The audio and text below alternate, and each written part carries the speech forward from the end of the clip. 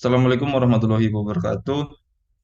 Pada kesempatan kali ini kita akan mempresentasikan hasil UAS kami, yaitu tentang mata kuliah Soft Computing kelas B.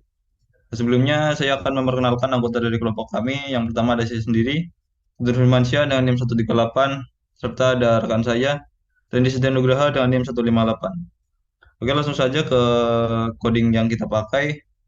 Di sini kita mengimport beberapa library, diantaranya Pandas dan NumPy. Serta untuk dari Escalon kita mengimport akurasi score. Dari Keras model kita import sequential. Untuk Keras layernya kita menggunakan mengimport Dance. Dan dari Keras kita mengimport optimizer. Serta ada Matplotlib untuk visualisasinya nanti. Langsung saja ke proses selanjutnya yaitu read dataset. Di mana dataset di sini kita menggunakan dataset diabetes yang didapatkan dari suatu website. Pada dataset ini terdapat 11 kolom, di mana kolom pertama merupakan bias dari semua semua data, dan untuk kolom pertama hingga ke kolom 10 atau kolom 9 ini merupakan nilai fitur, dan untuk kolom ke-10 itu sebagai labelnya atau 9 ya. Di sini soalnya dari visualisasi itu dimulai dari label ke 0, maksudnya kolom ke 0. Dan didapatkan 768 baris data serta 11 kolom. Oke, untuk selanjutnya, karena kita tidak menggunakan kolom ke-10 dan kolom pertama, kita menggunakan dfbob untuk menghapusnya. Dan kita menggunakan kolom ke-9 sebagai labelnya. Lalu untuk train fiturnya, kita menggunakan data ke 0 pertama sampai ke 614. Dan untuk labelnya kita menggunakan kolom ke-9 dan mengambil data dari baris pertama sampai baris ke 614. Dan untuk tes fiturnya kita menggunakan data dari baris 614 sampai sampai 768 atau semuanya, sisanya ya. Dan untuk tes labelnya juga begitu. Lalu di sini kita menggunakan train fitur untuk menampilkan fitur yang kita gunakan untuk pemrosesan. Nah, di sini terdapat 614 baris dan 8 kolom yang digunakan untuk train ya. Dan selanjutnya ada label di sini untuk menunjukkan label dari data yang akan kita gunakan, di mana ada angka 1 dan 0 pastinya, yaitu tentang apakah dia diabetes atau tidak. Lalu kita menggunakan print data latih di sini untuk mengetahui berapa jumlah data latih kita dan berapa data uji. Dan didapatkan data latih kita sebanyak 652 dan jumlah data ujinya 116. Oke, lanjut ke bagian yang kedua yaitu eh, model ANN ya. Di mana di sini kita mengatur matriks dan melakukan propagation maju atau forward propagation. Di mana di sini pada kelas ANN-nya kita menggunakan init sebagai apa namanya? Sebagai metode untuk sebuah kelas dari parameter children ini. Nah, apabila bobot dari anaknya ini masih belum diketahui, maka kita akan menambahkan 4 layer, di mana layer pertama merupakan input, layer kedua dan tiga merupakan hidden layer, dan layer keempat layer output, di mana di sini menggunakan neuron 8 untuk inputnya, serta activation-nya menggunakan relu ya, di sini pada layer pertama, serta pada layer kedua menggunakan activation relu juga dengan 6 neuron, layer ketiga menggunakan 4 neuron dan aktivasi relu, serta untuk outputnya di sini kita menggunakan activation sigmoid. Nah, dan apabila si bobot anaknya itu atau child weight ini sudah diketahui, maka dia akan langsung ditambahkan dengan bobotnya itu. Dan dan untuk bobot biasnya ini diinisialisasi dengan NP zeros dan NP ones. Oke, untuk selanjutnya akan dijelaskan oleh teman saya.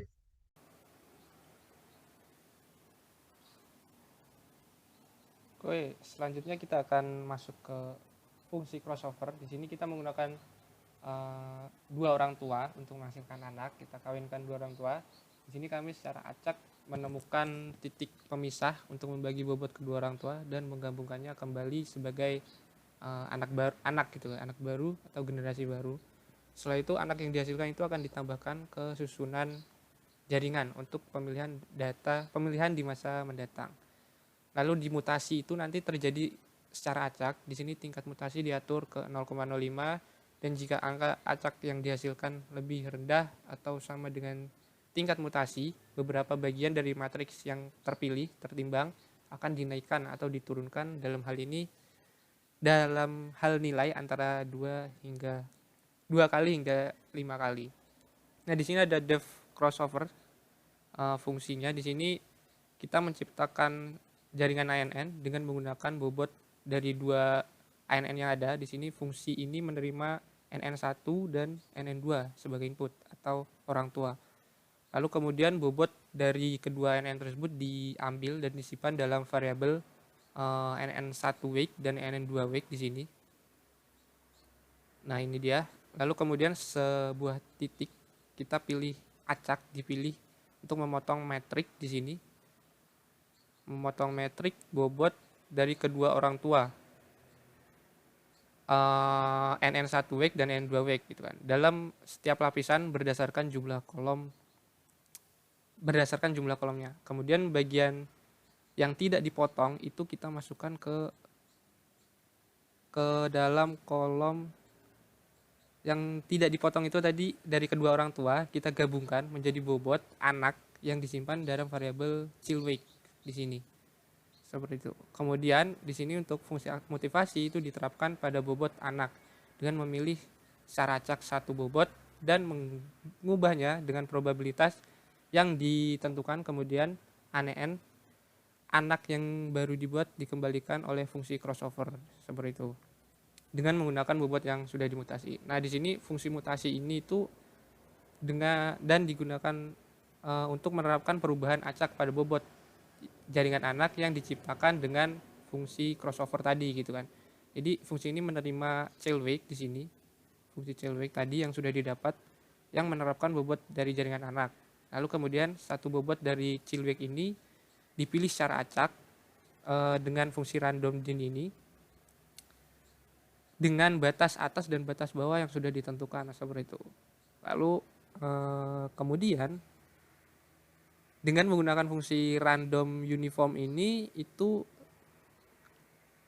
dilakukan random untuk mendapatkan nilai dari variabel mute. Kita buat variabel mute yang bernilai antara 0 dan 1. Jadi jika nilai mute ini kurang dari 0,05 maka bobot yang dipilih dikalikan dengan bilangan random antara 2 dan 5. Namun jika tidak maka tidak terjadi perubahan. Nah, di sini kita mulai inisialisasi parameter. Tidak terlihat. Nah, di sini kode ini itu mendefinisikan sebuah daftar new work untuk menyimpan semua ANN yang aktif. Permisi. Semua ANN yang aktif, sebuah daftar. Lalu di sini ada pool. Ini digunakan untuk menyimpan ANN yang memiliki fitness tertinggi di sini. Adalah pool. Lalu kita generation. Lalu di sini kita inisialisasi populasinya ada 50 yang digunakan untuk mengatur jumlah populasi. Nah, di sini kita kemudian dalam perulangan for ini sebanyak population jumlah n baru dibuat dan ditambahkan ke dalam new network. Lalu di sini variabel mark fitness ini digunakan untuk melacak fitness tertinggi di sini. Mark fitness ini. Lalu digunakan variabel optimal weight ini digunakan untuk menyimpan bobot dari ANN yang memiliki fitness tertinggi nantinya seperti itu. Lalu variabel epoch ini digunakan untuk mengatur jumlah epoch yang digunakan dalam pelatihan ANN. Di sini kita menggunakan 1000. Nah, lalu di sini inilah titik awal dari program GAANN, di mana under epoch time of loop atau program akan melakukan tindakan di bawah ini, di mana yang pertama kita akan menghitung skor fitness dan mengurutkan ANN sesuai dengan skor fitnessnya. Lalu lalu pilih 2 orang tua dari 5 orang tua teratas dan dilakukan crossover atau mutasi akan dilakukan secara acak dalam fungsi crossover. Nah, di sini kita nanti terakhir akan mengatur bobot optimal ke ANN dan memasukkan dalam kumpulan data pengujian.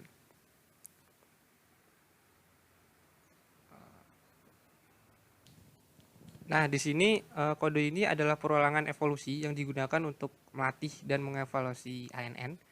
Dalam perulangan for pertama di sini sebanyak epoch itu jumlah generasi yang dibuat dalam setiap generasi. Jadi seluruh ANN dalam daftar network tadi itu diperkenalkan dengan data latih dan eh, dihitung skor fitnessnya seperti itu.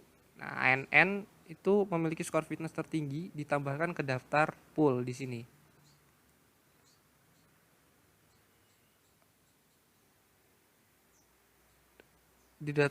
Kemudian daftar network dikosongkan, dikelirkan di sini untuk menyiapkan generasi berikutnya. Jadi ANN dalam pool ini diurutkan berdasarkan skor fitness mereka. Kemudian ANN dengan fitness tertinggi dipilih dan bobotnya disimpan dalam variabel optimal weight seperti itu di sini. Kemudian dalam for berikutnya di sini 5 NN teratas tadi poolnya dalam pool dipilih secara acak gitu sebagai pasangan untuk melakukan crossover dan menghasilkan anak-anak yang akan diperkenalkan dalam generasi berikutnya seperti di sini. Setelah epoch jumlah generasi dibuat. Nah, ANN dengan optimal weight-nya tadi dengan bobot optimal dibuat dan diuji dengan data uji. Kemudian dengan data testing tadi, kemudian akurasi dihitung dan dicetak. Dan di sini kita mendapat akurasi belasan. Kita mendapat akurasi tes akurasinya sekitar 0,71% seperti itu. Lalu di sini kita melakukan perbandingan dengan neural network biasa yang akan dijelaskan teman saya. Silakan Mas Guntur. Oke, kita melakukan percobaan dengan data yang sama, tapi menggunakan neural network biasa, di mana kita menggunakan dua hidden layer di sini dengan 6 neuron dan 4 neuron. Setelah untuk inputnya kita menggunakan 8 neuron dengan aktivasi ReLU. Untuk biasnya kita menggunakan ones atau satu, serta kernel inisialisasinya itu kita menggunakan random uniform. Dan untuk outputnya kita memiliki satu neuron dengan aktivasi sigmoid. Dan untuk parameter lainnya kita gunakan yang sama seperti yang di atas, di mana ada 1000 epoch. Untuk loss-nya kita menggunakan MSE, mean square error, dan learning rate-nya itu 0,001 dan mendapatkan hasil akurasi 0,72. Nah, dapat ditarik kesimpulan dari sini di mana neural network biasa ini tidak memiliki perbedaan yang cukup tinggi dengan genetik algoritma ANN juga tadi yang di atas karena memiliki akurasi yang hanya berbeda 0,01 saja. Yang dimana pada yang pertama tadi kita mendapat akurasi 0,71 dan di sini kita mendapatkan akurasi 0,72. Mungkin cukup sekian dari presentasi kami. Kurang lebihnya mohon maaf. Terima kasih. Wassalamualaikum warahmatullahi wabarakatuh. Terima kasih.